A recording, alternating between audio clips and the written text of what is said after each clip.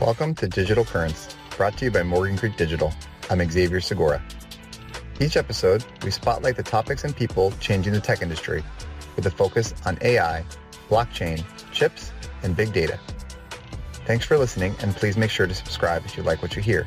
And remember, stay current.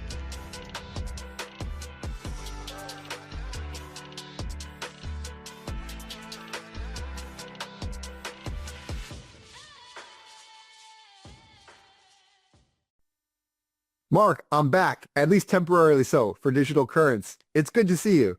Good to see you. Welcome back, and excited that you actually look like you got a little sleep. Sounds like the newborn is doing a little sleeping, so that's good. And we are all excited for you and the fam. So good to see you. All that proves, Mark, is that the AI on Zoom is getting better than when I left to help with the bags under the I still like my 720. You know, I was telling you before we went on air that my computer keeps dying and restarting, and it probably is time to upgrade, but I really don't want to because the new ones all have the 1080 camera, and I like my 720. So because I look kind of fuzzy. But speaking of fuzzy, you know, I was torn today on the sock game. Should I wear the roller coaster? Because we've been kind of stuck. You know, the thing about a roller coaster is you go up and down, but you end up in the same place. And so a week ago, we were in the same place. And a month ago, we were in the same place. And so it's been up and down and up and down. And I thought about that. But then I thought, no, it's not so much that it's too early. It's still spring here and it's March Madness. It's not summertime for roller coasters. So I went with the Rocket. So I got the Bitcoin orange pants. Happy Bitcoin Friday. I'm going to have the Rocket and Moon sock game for a couple reasons. One, I think we are on the launch pad in countdown to a meaningful blast off. Now, how long the countdown happens, I think that's going to be the question. I think today is interesting in that today is a triple witching. It only happens a couple times a year, options, futures, and what else? Whatever the third thing is, expire. Mm-hmm. And the interesting thing about that is pressure on traditional markets, pretty acute. And when there's pressure on traditional markets, people get margin calls. You know, we're in this cyclical turn down. You know, NASDAQ's in a technical bear market, and people are having to sell some Bitcoin. But the real thing that I think is happening is people are selling in advance of tax day in April, and that's normal, particularly normal in a big year like last year where the gains were big, so people are going to have a lot of taxes. So anyway, that's all that. Now, we didn't quite match. I think you're kind of in a greenish blue under the coat. Got a little gray, and you've got more blue periwinkle. It's hard. So I got Carolina blue. Carolina plays today at 4:05. Now, I know the people in West Virginia are going to disown me. Like, I guess the governor is suing the NCAA. Like, come on, guys. Come on, it's basketball. And everybody's all pissed off and this. And, like, tell me a 22-win Carolina team shouldn't be in the tournament. I don't care how many cases you make for other people, but a 22-win Carolina team that played Duke really well the last time we played them, stop talking. So, I mean, this is the definition of madness, Mark, but not the one that we've come to associate with March. We should let the politics stay towards actually helping the citizenry. And if you want to improve basketball, well, then, you know, that's a separate track altogether. But I was so happy to come back, Mark, because couldn't let you go at it alone. I've been listening at home because I've had a lot of time to listen as the little one sleeps a lot and eats a lot. But, you know, I think to your point of kind of how things have been ascending in this market, I'm kind of now at a point where maybe you can help me understand this, Mark. Is this just headline seeking when we think about reasons why markets return, right? So we had 5 straight weeks of outflows, right? 5.4 billion out of the BTC ETFs. And we started getting that encouraging sign. We had 274 million pumping back in. And the quote, I love this from an analyst that told the block, Bitcoin's price stabilization and renewed institutional interest. So here's the headline. Did that institutional interest ever really disappear, or is this just people trying to find ways to say the same thing we've been saying? 24/7 news cycle. People got to write something. I mean, it's almost comical, actually, the lack of understanding of who actually owns the Bitcoin ETFs, particularly IBIT. So the other ones like Bitwise and 21 Shares and, both portfolio companies of ours. Yeah. Those are owned primarily by financial advisors and some small institutions. But IBIT, the BlackRock vehicle is owned by big dogs. So, the sovereigns that have bought some, they own it. But more importantly, it's the hedge funds and the prop desks. And guess what? They don't own it long. They don't have institutional adoption. They're like, this is a trading vehicle. Right. It's got options. It's got futures. Oh, I can go long Bitcoin futures. I'm sorry, short Bitcoin futures at a high price. I can go, it's going to roll down the curve. I can go long the Bitcoin ETF, and I can ARB risklessly, basically 11, 12, 13%. Mm-hmm. They're going to do that all day. Millennium, Citadel, all the big. So that $5 billion that unwound, that wasn't lack of institutional adoption. That wasn't anybody saying, yeah, I didn't like it last week. Now I like it. No, that was an unwinding. And look, today is the last day that unwinding is probably going to happen, because now we reset for the next month and the spread will widen out. Because what happens is, as you roll down the futures curve, that spread obviously gets less. And when the spread isn't 11 or 12% and it's 5 or 6%, and your cost of funding to borrow money is 5 or 6%, and you're doing it on leverage, you're like, I'll shut it down and I'll go do it in index options or S&P. And so anyway, but also the other problem with this is that $5 billion on a $1.7 trillion asset, Right. not move the price. Good point. But here's the problem. The free float, so to speak, of Bitcoin is very low. So many coins are lost, stolen, don't know, like the Satoshi wallet. We don't really know. But then there's a bunch of hodlers, right? Pry it out of my cold, dead hands. They're never going to sell. And then there's people like me and you who own a bunch in our fund, and we're not selling. Maybe not ever, because we have a 10-year life fund and right. a couple, 1 or 2 year extensions. So at some point we have to return capital to the shareholders, but we're not selling. So the actual free float is pretty small.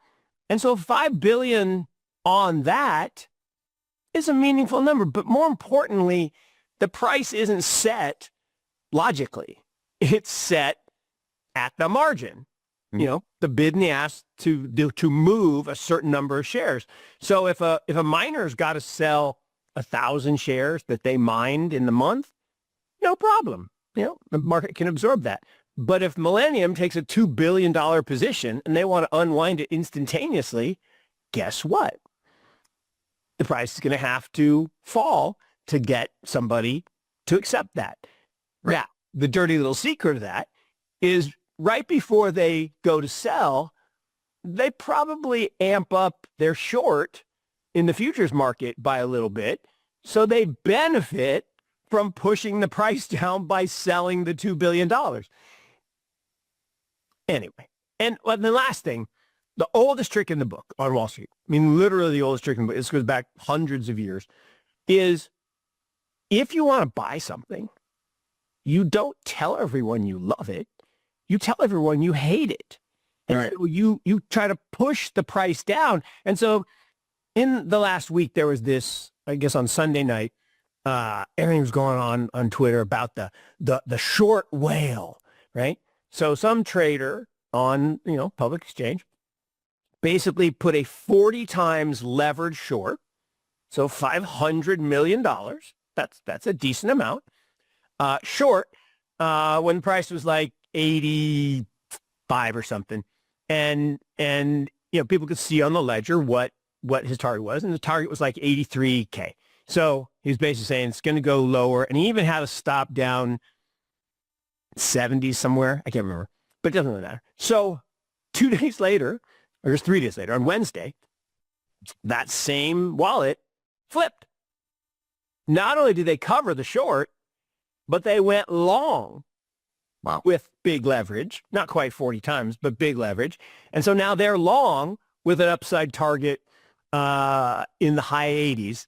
No, I think that's well said, Mark. And it wasn't that long ago where that kind of short price was set at below 100K. And now that's been dropped further. So we're seeing this as a regular occurrence. And it reminds me of this new study that was published with Coinbase and Ernst & Young. I'm sure you kind of saw some headlines here where it said that basically within this year, 86% of the 350 institutional investors are expected to plan or be in crypto. And then here's kind of the interesting thing. No, say that again. I mean, say that number again. I mean, 80%. That is... So this FUD, fear, uncertainty, and doubt, that institutional, interest is waning. Right. Are you joking? Now, people can say, oh, well, Coinbase only asked the people who were had a predilection. Like, no, they asked in 350 institutions. That's a lot of institutions. Yeah. And the fact that 80+% said we're going to do something. Exactly. And not just anything, Mark. This was the kicker where we have been saying, well, zero is the wrong number. You have to sort of have this incremental progress where 59% actually said 5% was the right number and up. So that is more than just a toe dip. And again, I love stats. So then the other one is that the ones that are already participating, almost 3/4, so 73% are holding more than just BTC and ETH, right? So this is sort of propping up the broader landscape that, hey, there's value here. There might be speculative value, but there's still an appetite to understand that these are tradable assets that may have this utility. But for now, there's a good opportunity. I need to give those to my clients. Well, I mean, look, here's the interesting thing, right? Is people pick on digital assets saying there's no intrinsic value. Right. Okay. I mean, I can't, for the vast majority of the 30,000 tokens, I can't debate you on that, right? I mean, many of them are literally meme coins and there is little to no value. I mean, Doge, for example, or Shiba Inu or Fart Coin, okay, they have no value. But when you start getting into protocols like Ethereum or Solana or Uniswap, where there's not only functional utility. I mean, Uniswap has as much activity as many traditional exchanges. So there's clear utility. Now, the way the tokenomics work, you can still make an argument that, but here, I talk about this all the time. Let's take Tesla stock. The people trading Tesla stock have no actual claim on any of the traditional cash flows that are going on from him selling cars or blasting off, well, SpaceX is a different company. And the company's not getting any of the money, right? It's not like if you decide to buy or sell a Tesla share at $200, that $200 is going to help build cars. It's literally just this trading vehicle. And the gap, the separation between value, meaning we can value the cash flows of a business. We know what their revenues are. We know what their expenses are. We know what, and this is the whole Scott McNally thing is when a company gets to 10 times revenues or 100 times earnings or 200 times earnings, and you do the math, you can't make enough to distribute to your shareholders to get a good return. So all of that trading is pure speculation. It's just greater fool. And so the fact that now Tesla's down 58% from the peak, people are like, how could it be worth less? It was never worth that much in the first place. That wasn't about worth. That was about the same thing as we were talking about earlier, is on the margin, the incremental, the Tesla lemmings were never going to sell. I shouldn't call them Tesla lemmings, but the Tesla supporters were never, the fanboys were never going to sell. And so the amount of stock that trades And it just trades. It's like trading sardines versus eating sardines. People are never going to eat those sardines. And so part of the challenge, I showed a stat yesterday. We do these, weekly or not weekly, monthly webinars around the world. So our other YouTube channel around the world it was interesting. TLT, right, which is the long bond ETF. Okay, long bonds, boring government bonds. Now, the reason they're not super, super boring, the reason they have lots of volatility is they have 20 plus year duration because they're 30-year maturity, not like T-bills where there's no volatility because you know what you're going to get 30 days. Over 30 years, governments could crash, but unlikely. Long story short, not a thing that you would think of that the, people sitting at their computer in their mom's basement, so to speak, are trading. Oh, no. The amount of 24-hour options on TLT went totally parabolic in the last month. All-time records. I mean, think about that. You're gambling on a high duration, high volatility asset because you heard somebody say that the Fed might cut rates and therefore interest rates are going to go down. Yeah. I'm not even sure that there's a limerick for that, Mark. Normally it's, buy the news, sell the rumors, or I flipped it, buy the rumors, sell the news.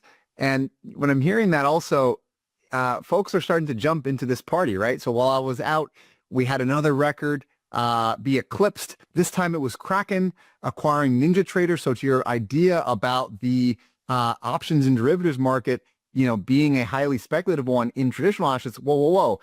Crypto is at a whole nother level. So now kind of this layers in a couple things when I see things like this. On the one hand, we're still trying to increase the share of wallet of customers. That's just vertical integration 101 when you're building out a company. On the other hand, Kraken doubled revenue to 1.5 billion last year. Coinbase was at 6 billion. So we need to find other ways to continue to grow into this area. And it's also in a period of a lot of uncertainty when we're seeing, well, what's the height? What's the ceiling? We had, when I clocked out, we had the ultimate largest candle followed by the largest drop that we've ever seen in a single period of time, single week. So a lot of vol, which is a perfect time if you're a gambler. We're talking about March Madness after all, to kind of increase these sorts of products. And we've seen a lot of companies include this kind of a strategy. Obviously, Gemini has jumped into derivatives business in a major way. Robinhood tried to do this sort of all-in-one strategy with having people that will kind of day trade, if you will. They're not going to go to traditional brokerages. They acquired Bitstamp to give them the crypto that they so desperately have been asking for. And of course, our very own Hex Trust as well, which is led with the Bybit acquisition to kind of create this sort of full suite of giving folks some greater trading options. And I think, look, absolutely. And somebody, I read this week, somebody is not securitizing, but basically created a security to trade March Madness games. Like literally now you can do sports book in the market, so to speak. And it's like a contract for differences type of thing. eToro, another portfolio company from early days, looking to go public. They've been in a contract for differences. And that's something that's not legal in the U.S. up to this point. So maybe this is a change, but amazing that it's legal in the U.S., shall we say? Yeah. So it's really interesting, the financialization of everything. Right. And, that's not necessarily bad. I mean, speculation in and of itself is not bad or evil. The one thing that is tough, though, is the level of speculative activity relative to investment activity. Yeah. And this idea that it's been perpetuated, I think, by social media and by the get-rich-quick scheme, which have been around for, again, centuries, snake oil and all the good stuff. But now in the age of the internet and the instantaneous celebrity of influencers and, if you just do this strategy, you'll get rich. That's not the way it works, right? Getting rich is about doing work. or building something or adding value to something, innovating. And it doesn't mean you can't get lucky and like a lottery winner. I mean, no one would say lottery winners aren't rich when they win, but the stats, right? The average person spends money, so they're taxed. Remember, it's a tax, particularly a regressive tax. It taxes people with the least amount that can afford to lose because they're buying hope in a jar, so to speak. And the odds are against you. You walk into a casino, you're going to contribute, on average, to the casino owner. Now, somebody will win, and they'll make a big deal, and they'll make splashy, video about it. And that's fine. But you're going to lose. And so, same thing with many of these markets. If you buy an option, this is an amazing stat: 85% expire worthless. Wow. So who makes all the money? The person writing the option, the other side, right? And so, and this is true of every transaction. If you don't understand who's on the other side, like if you're buying something, think about who's selling it. If you're selling something, think about who's buying it. Do they know more than you? And in options, I guarantee Ken Griffin and Citadel know more than the average person. And so, No doubt. all the time, if you ever have an urge to buy an option, right, to buy a call, just buy a put. If you ever have an urge to buy a put, just buy a call. Just do the opposite, because then you have an 85% chance of winning versus a coin flip if you try to make a guess. And that doesn't mean if you've done the work and you have a good thesis but the problem is the data support what I'm talking about. That right before the collapse, and I don't call it collapse, okay, 10% correction in the market, 20% in NASDAQ, 27% in Bitcoin. Right before that, literally no one, and I do mean no one, was buying put options, right? Everyone was levered long. Portfolio managers, for the first time ever, on average, were 104% invested. They were borrowing 4 cents for every dollar to invest long the stock market. Never happened before. So then what happens? So then the market goes down. So then everyone buys puts. Like, oh, okay, but you should have bought the puts up there. And Tim Peterson, I love Tim, N Squared Value. And he does this great thing.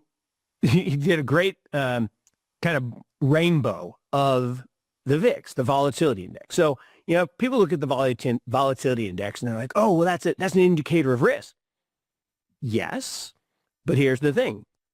And he had this great thing. When it's under 12, something bad is going to happen. Okay? Something bad is going to happen. And every time it dips below 12, something bad does happen. When it's between 12 and 14, the world thinks nothing bad will ever happen again. Okay? And usually things don't really happen, but they think nothing bad will ever happen. When it starts to bump up into the 16, 17, it's like, okay, something bad's probably going to happen. When it gets above 20, definitely something bad is happening. But the problem is when it goes from 20 to 30, it's very parabolic. And when it gets above 33, everybody then jumps in and wants to buy it. Because they're like, oh, see, that indicates the risk. No. The risk was when it was very low. At 33, he says, when it's in the red zone, something bad has, past tense, happened. So that's not the time to buy the levered volatility options, but that's what people do. And so, we've talked about this too. Humans do two things really, really well. We buy what we wish we would have bought. Oh my God, and we're spectacular at that. As a human species, we excel at buying after the fact, or closing the barn door after the cow gets out, or horse gets out. The second thing we do, and this is bad too, is we sell what we're about to need. So when things go down that you think have value, you shouldn't sell them. You should hold them. Now, you said, but Mark, you say all the time that Julian Robertson, what made him so great was he always sold really fast. Yep. That's what I said. I said, if you didn't sell really fast and you held it as it went down, okay, just keep holding. So yeah, he sold fast, definitely. And then when it turns, the thing Julian would do better than anybody is he would buy, and as it went up more, he would buy more, and it went up more, he would buy more. No, that's the opposite of rebalancing. Yes, it is. And that's what makes great investors great. The average investor should always have a constant kind of periodic rebalancing and rebalance back to. But the truly greats know when something is working to press on the gas. And, we can do the same thing in basketball, right? The hot shooter, right? Give him the ball. Just give him the ball because but statistically, they're going to miss. Hot shooters, the data says they keep making the shots. Yeah. And to the point of kind of riding the wave and the momentum, one thing that has kind of happened that we've reported dating back some time has been the shift of crypto into AI from an investment standpoint and from an infrastructure standpoint. So a lot of companies personify this, but Mark's probably none better than CoreWeave, right? That started off as a miner and has really grown into a core infrastructure of the big two, right? They have two customers, Mark, that make 77% of revenue. It's Microsoft and Meta. And what are they doing now? They're eyeing a large IPO, which could value them at 2.6 or 26.5 billion rather. Yeah. And a B raising 2.7 billion.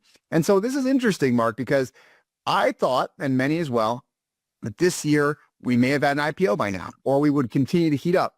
And there have been a lot of people sort of testing the waters, putting their toes in here. And this is one that we're obviously looking at for a couple of reasons. One, this is going to be a canary in a potential coal mine for what is going to happen to tech and big tech in the coming years. I remember probably one of my favorite charts of the week that we ever did was how the FANG companies had around 30 to 40% of their CapEx just for NVIDIA, right? So it was ultra concentrated. And now CoreWeave has 77% of the revenue in two clients, which are even more concentrated into their main product, which is NVIDIA GPUs, Mark. So this is the momentum of the momentum, either, feeding the hot hand or, maybe they will, throw up a clunker. I'm hoping that this is really going to be the beginning of a shift where companies are going to feel encouraged that the market is ready to see tech IPOs happen again.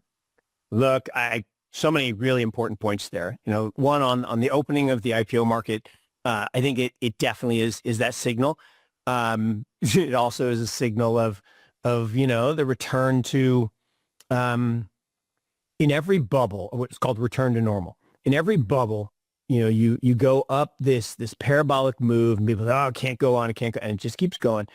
And then it starts to roll over. And then you have what's called the bull trap. And so it starts to go down and then it stops and then it goes back up temporarily and it makes this little called return to normal. It's like, see, it's a new paradigm. It's a new paradigm. It's never a new paradigm. It's always going to go back. Gravity is going to work, but you get this return to craziness. It doesn't make sense, a company that concentrated, to give them a big multiple because they lose one customer. Or how about this? Jensen Huang said just the other day that the most powerful company that he's the most afraid of is Huawei, that they are innovating in chips. And it was just reported a couple weeks ago that their new chip, can't say it out loud, is better than the NVIDIA chips. It's just better, faster, cheaper. And he didn't say it that clearly, but he basically said, yeah, they're good. Now, that doesn't mean that NVIDIA is going to crash, and it doesn't mean CoreWeave is going to crash. But the fact that people think, no, hey, NASDAQ down 20%, no problem. Just buy this company that has two big clients. Because here's the other problem.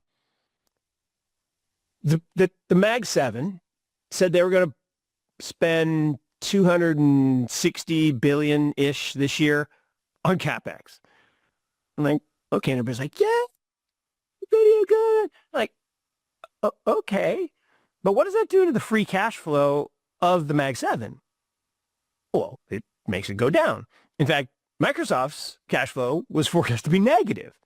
So why would you put a big multiple on that? I don't know.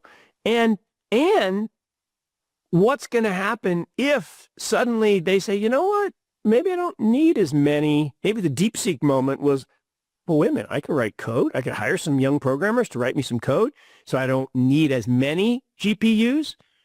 And, Elon was trying to make the case this week that, no, you don't understand. You have to have all these GPUs because of the way they interact together, and you can't just set them up and leave. You have to be really smart in how you set them up. Like, I'm the only one who knows how to do that. And, he's the one that did 100,000 of these things in one room. And Jensen's like, oh, no human could do that. Mm-hmm. Okay, fanboys, but maybe. But right. DeepSeek did the old, Tony Stark, I can't remember the Jeff Bridges character's name, but, what do you mean you can't make this thing work? Tony Stark built one of these in a cave with spare parts. And that's kind of what the DeepSeek guys did, right? They built it in a cave with spare parts and they crushed you. And then Gwen came out and crushed them. And then Kimmy came out and crushed them. And then Tencent came out and crushed. And I don't mean crushed in a bad, it just, there's innovation going on. And there's innovation everywhere we look, everywhere on this show, A, B, C, D. Whether data and the types of data and the uses of metadata and just the how valuable data is becoming and the amount of growth in data and the innovation around the organizing and storing and capturing the data, that's in the blockchains and how we utilize blockchains and how everything's moving online. I mean, on chain, off of online. And then in the computing chip area in terms of electronics and photonics and moving I love this one, right? The in-memory processing where you move the processor into the memory and people are like, you can't do that.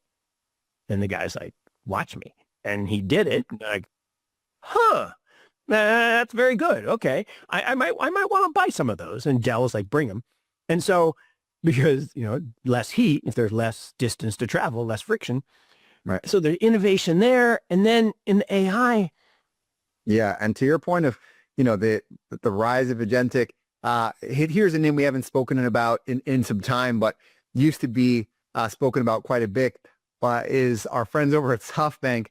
They've made a big acquisition. They've acquired Ampere Computing, which is this semiconductor firm, $6.5 billion in cash. So to the idea that their investments haven't performed well, it has not softened their balance sheet. They continue to effectively be an investment sovereign for the Japanese government and continue to grow in what would be, in their play, a couple of things. AI innovation globally, but particularly in the U.S. And, this is going to be something where you're seeing some folks starting to exit. So this is a good thing. So Carl is getting out, Oracle's getting out.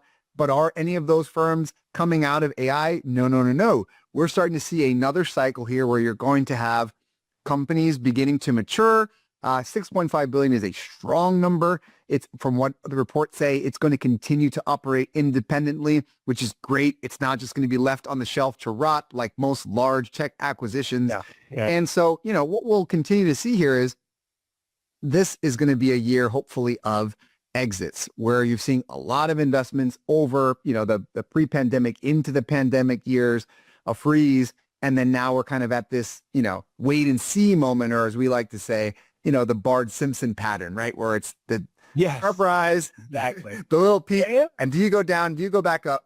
But, we're going to start and see, with something like this, Mark, I think, quick story before we kind of jump into the chart of the week would be to the point we mentioned about how tokenization is really a pattern we've been continuing to watch. Obviously, we've had a lot of eyes within the Middle East, and we've done a lot of, real estate tokenization stuff with our portfolio investments, companies like Figure. So the Dubai Land Department, DLD, they've basically now launched this really wonderful, in my opinion, tokenization pilot for real estate. So they're targeting everything. What I like about the Middle East markets, everything has a date and a target, right? So by 2033, why 33, not 34, not short, but it's 16 billion. Why not 2015? 16 is the right number. 2033, It will be, under VARA, which, regulates all of the virtual assets in the region. And, by that number in 2023, that could represent almost 10% of the city's property transactions. What this will do is create blockchain for property title deals. This, to me, is a no-brainer. It needs to happen in not just Dubai, but that's a nice market. It's consolidated. Should happen everywhere. Everywhere. I mean, the idea that we have technology, permanent, immutable, unalterable, efficient, as a tool for the recording of provenance and asset ownership and title, it's just such a no-brainer. And everybody's like, oh, but, this and that. Like, don't talk to me about incumbents needing to make money. And no, this is better. And, there's a great chart that I looked at the other day, showed, horse and buggies and automobiles, right? So everyone riding around horse and buggies, and you've seen the old movies, right? And the automobile came along, and it didn't go straight up, right? It wasn't like this. I mean, there were a bunch of people that said, hell to the no. Like, getting in an automobile, it's risky and it's expensive. And that's why I got my horse. That's why I got my horse, right? And look, Henry Ford's lawyer talked him out. What was it? It doesn't matter. No. John D. Rockefeller's lawyer talked him out of investing because it was like, no, I'm getting the story wrong. But anyway, one of these lawyers was like, no, the horse is permanently here to stay. I'm like, what are you talking about? I mean, horses have flaws. I mean, they're perfectly nice animals, but they have flaws. I mean, they need to rest, they need to eat, they don't have as much power. So it was really kind of wild. And clearly automobile is here to stay, and I don't think is going away anytime soon. So we will transition and pivot into our chart of the week, where we look at, in our love of charts, Mark, what is something interesting that can be said in 0 words, but 1,000 words through the element of a chart. If a picture is worth 1,000, I wonder what a chart is. We got to figure out what that math looks like. Right. Yeah, that's a good point. Probably some point more than that. But as we think about where the market is heading, we look at what happened in 2024, and why do we spend so much time trying to think about what exits look like? Well, of course, that's our job as VCs, not about what you put in, but what about what you get out. As we look at 24, this was an area that was dominated by AI. So I will share my screen, Mark, and let me know if that comes through on your end. And not so much just dominated by AI, but ultra dominated by AI in terms of, I can make that even more effusive of a praise. We're seeing massive numbers from 2024 as all the data is coming in. But so what we're showing for the folks that are on audio only, please join us on YouTube. Those numbers have been growing, which is fantastic. Please continue to check us out over there or wherever you podcast. And as we see this, 49 startups, Mark, almost 50, raised rounds of 100 million or more, including 7, 1 billion or larger, right? And so this momentum is definitely something that carried us into this year. And that's why you saw the prior story, SoftBank acquiring AI companies, because the idea is it will continue to generate return into the future. So I think this is kind of, illustrating some of the larger ones, some companies that we have seen on our radar for some time. Mark, what are your thoughts when you see some of these numbers? In some ways, this was a little bit outside of the area that we focus on, these huge rounds. We can't ignore what this meant for the industry. No, I mean, you can't ignore it. And I think the problem is, again, history just repeats and repeats and repeats. It doesn't even rhyme. It actually just repeats, in that in every wave of innovation, you get, early investments that are really good, small amounts of money to really talented teams that go on to create new ideas that everyone thinks are stupid and don't understand. because and that's the whole point of innovation is most people don't understand what you need a new thing for or how you're creating it. Then you get into this late stage wave. Right. And whether it was the dot-com bubble or whether it's the social media bubble or whether it's the AI bubble, I mean, when you hand people $1 billion on, three guys and gals in a PowerPoint, that doesn't end well. Just history tells us that doesn't end well. And you're like, but there are lots of big companies. Yes, there are. But most of them started as small companies and kind of worked their way up. There aren't very many insta big companies that do really, really well. And that part of the reason is when you give people too much money, they waste it, right? They buy Super Bowl ads and they hire too many people, or they build a new building, or they spend all their time, trying to, be masters of the universe. And that doesn't mean that none of these companies will be successful. It just usually doesn't end up very well for the investors who put those money. Because think about it. If you value a business at too high a valuation and you give them a bunch of money, then you get a small percentage. Mm-hmm. Right? Well, in theory, you're supposed to get a big percentage if you're helping get them going. Now, if it was a true growth equity round, or you're helping to fund a big acquisition, or, some big innovation, okay, fine. Then that's a different risk return profile. And there's lots of businesses that do that. But to call these early stage investments, or even startups in some cases, that think you can do that with hundreds of millions or even billions of dollars has just never made any sense to me. And the order of magnitude is bigger now. But again, I lived through it in 2000. I got to tell one, interesting story on that. So there was a famous entrepreneur. He had started this company and made a bunch of money and cashed out. And then he was like, he's going to do something else. But he wasn't sure what. And a very famous venture capital fund, and I won't name names, basically said, whatever you want to do, we got you. So come be an entrepreneur in residence, and we'll raise a round for you. And it came to our office, and the valuation was $700 million in 2020. Okay. So multiply that by maybe 3 times today. So you're talking about a couple $1 billion. And I remember the IC. I remember it vividly. And we're like, oh, this guy's so great. He's so good. And it's going to be so good. And this firm is so good. And one of the guys said, it's $700 million for an idea. And all this just kind of shook from our madness and said, oh my God, we shouldn't even be talking about it. And so, and I wouldn't tell the story if it didn't have the ending that, makes my point, which is it did go to zero. And I'm not saying that Anthropic's going to zero. I'm not saying that any of these other companies are going to zero. I am saying some of them are going to go to zero. I don't know which ones. And I think a lot of this money is being wasted.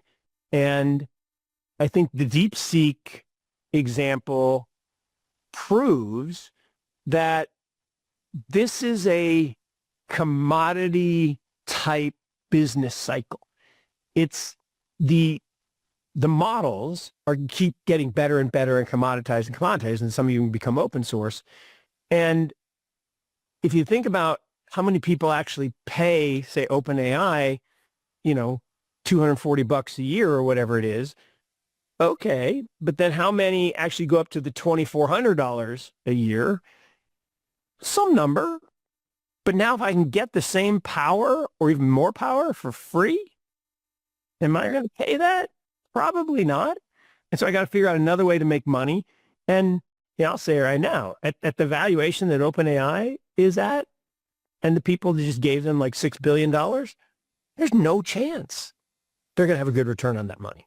It's just no way. Yeah, it really shortens the path.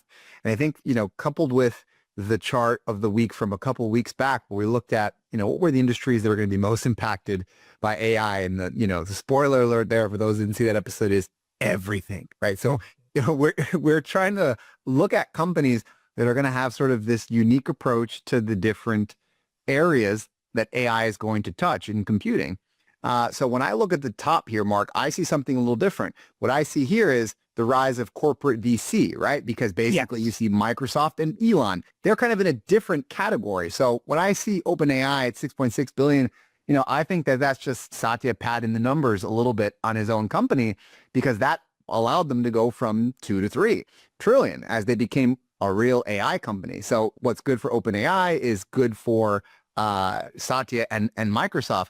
And XAI, obviously that's in the world of Elon, so that helps grow his overall portfolio. And some of the rest of these, I would love to see a chart of the week. Maybe we can get the team to put this together. The price of eggs along with the price of valuations, and see if there's any correlation there, because certainly there has been an inflation effect as we see that, when we moved out of that ZERP environment, Mark, that you've spoken about so often, it really puts pressure on companies to try and figure out how to make the math work. If I'm in a venture deal where companies are not exiting, right? So it's this idea, well, if the valuation at entry is higher, then maybe that must mean it'll be higher upon exit. No, that's actually not the way that it works. What I mean, want to get in the way at it works. Reasonable valuation, right? Yeah, it's not causative. And right. And Howard Marks, I love Howard. He's such a great, thinker, and built a great business and trained so many incredible people over the years who've started other businesses. And when he says it, it's like, look, there's no investment good enough that you can't mess up by paying too high a price. And it's just fact, right? It's just math. Yeah. But The Delusion of Crowds, Madness and the Delusion of Crowds, which is a great book, that everyone should read, and then should read it again. People go crazy in herds. And that's where kind of we are right now, right? We're at this crazy thing about, AI, it's just AI has been around for 75 years. I mean, come on, it's not new. And yeah, the LLM application of AI is new, but what is it? I mean, it's a great tool. I mean, good example. I said, I used to not understand it and I really didn't appreciate it. And this week, Monday, in our IC, we were having a portfolio company conversation, and we were brainstorming about, all right, what could this company do to do some M&A? What should they look at? Which competitors should they buy, or which areas should they go after? I'm going to ask. So I asked ChatGPT, not even the fancy version, just the free version. Asked ChatGPT, what should they look at? And it actually gave a really thoughtful answer. Now, was it perfect? Absolutely not. Was it good? Yes.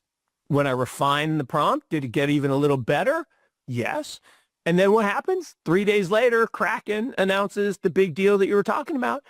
And you're like, that's really interesting. Not, we weren't talking about Kraken, and we weren't talking about, but it was similar idea, similar space. And so that's like having another good analyst that has access instantaneously to lots of information, even better than a human could have.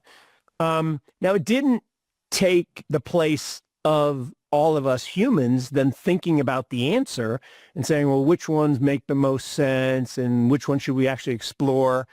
But the ideation was a pretty good use case, but I got it for free. So yeah, I'm not sure how OpenAI is going to get me to open my wallet, because, I mean, maybe I would be amazed at the insight it gave me if I did the paid version. Although I think the only differences I can see is I get more searches, but I don't use that many in a day. I mean, maybe half a dozen times I've gotten to my free limit. And maybe it is a better, I will say, like I have DeepSeek and I use that most of the time. But because I only have whatever it is, R1 or R2, I don't remember. It only goes through the end of 23 with the data. So anything super current, it gives me a disclaimer saying, well, based on my data, this is what I know. But anything for, general knowledge or history, it's amazing. I mean, right. I mean, these are right now, Mark, these are graphing calculators in a calculator world. where you are not really allowed to use a calculator to test right now. So we are still a couple elements away where you have to know a couple of core things. So the idea of IC, you have to just know how your business is running. You have to know how kind of the market is. But could you do a little bit of shortcutting so that you don't have to figure out, from all of the paid links on Google, what are the list of Series B companies that received at least 50 million in funding? It can short circuit that kind of step. It will kind of allow you to get a little bit faster of a result. But, is that something that's going to get held up in an investment memo or potentially something where you have to really, scrutinize this?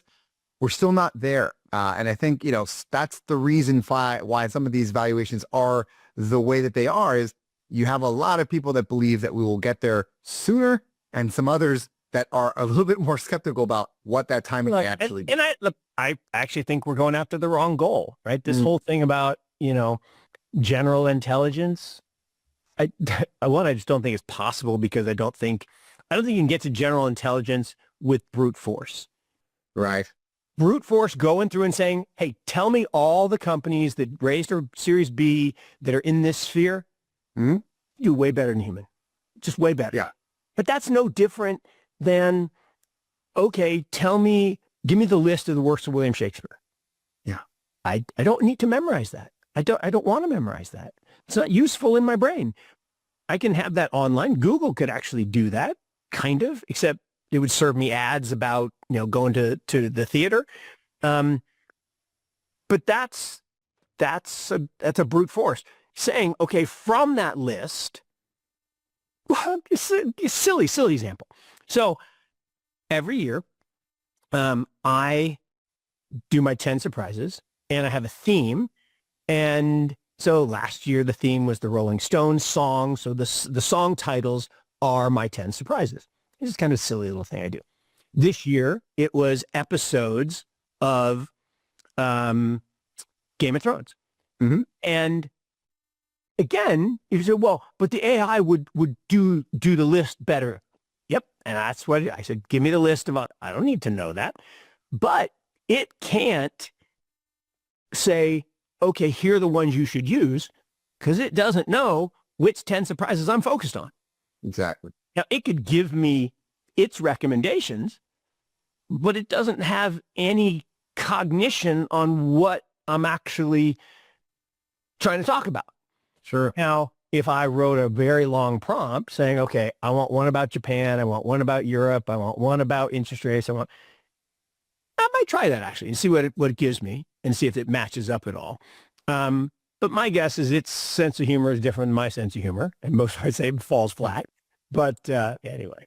Then you're starting to get into other areas, Mark, which is this idea of, supervised versus unsupervised learning, where effectively you're doing the AI's job by trying to have it think more like you, in which case you've probably already done half the work, right? So it's sort of this idea where, the more effort I put into my science project, the more likely I will be to get a better grade, the better opportunity I put into the prompt. The more times you take it back to Monster Hunter, which I'm engrossed in, the more times I fight ArcMeld, turns out the better I am at fighting ArcMeld.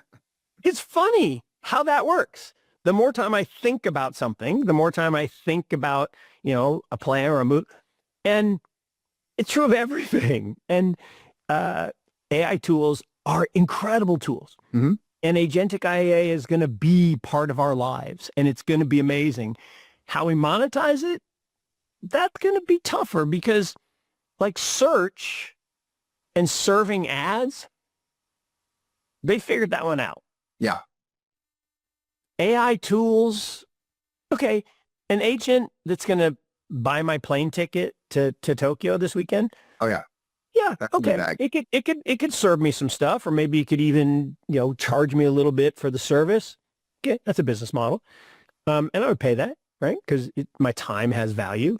But it's going to take some thinking to say, well, that tool that you're using to do that search, okay, well, I have to charge you for that. Okay.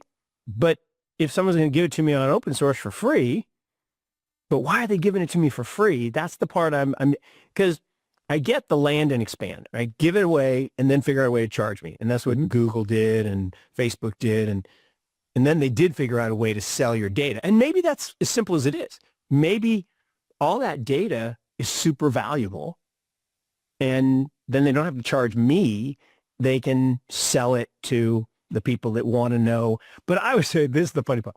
Like I've talked about this. I search for my kid, my youngest. I search for me. I search for my aging parents. And so how does it know what or who I am? Sometimes I'm a 14-year-old boy. Sometimes I'm a 61-year-old man, and sometimes an 87-year-old guy.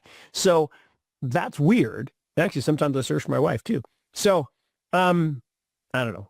Yeah, it's definitely one of those things where the jury's still out. And I'm looking forward, Mark, to the day where one of the charts of the week will be AI exits. And then we can start thinking about, where it all led to. But until that day, we'll remind our listeners, as always, to rate, review, subscribe. Check us out on YouTube. The numbers have been going up. So we thank you and appreciate for all that you're doing on the platform. And as always, remind you guys to stay current.